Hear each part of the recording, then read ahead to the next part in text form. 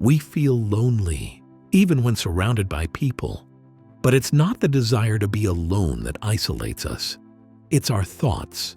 Thinking deeply, choosing our own path, living beyond the opinions of others.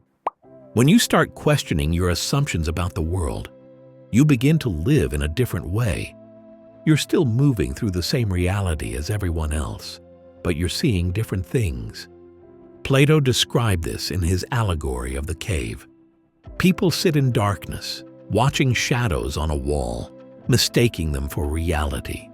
One person escapes, sees the world as it actually is, and understands that everything he believed before was incomplete. But when he returns to tell the others, they don't believe him. The shadows feel more real than his words. He isn't rejected for being wrong, but for describing a reality they haven't experienced. Something similar happens when you begin to think more carefully. Connections that once felt normal start to feel hollow, and topics that everyone else finds engaging begin to feel superficial. Your frame of reference has grown beyond what most casual conversations can contain. Everybody is alone, trapped within their own subjective experience. Language can only approximate what we mean. We turn thoughts into words and hope they survive the journey. And the more complex a mind becomes, the harder it is for anyone else to follow. Most of the time, the gap isn't intentional. So when someone tries to share what they've discovered, a mismatch occurs. The depth of the thought exceeds the depth of the conversation. This creates a strange kind of loneliness, the loneliness of being around people and still feeling alone. The more you think about a topic, the more distinctions you notice, and the more precise your understanding becomes. But precision comes at a cost. Growth and understanding require distance. You are no longer part of the group you observe. You are watching from the outside, and that position, by its nature, is isolating. This isn't a coincidence. The connection is structural. When you develop a deeper understanding of the world, you face a choice. Simplify yourself to fit existing social expectations, or maintain the complexity and accept that fewer people will understand you. Most of us do both. We show different versions of ourselves in different situations. We present a simplified, filtered version of ourselves. The full, complex self emerges rarely and only with certain people.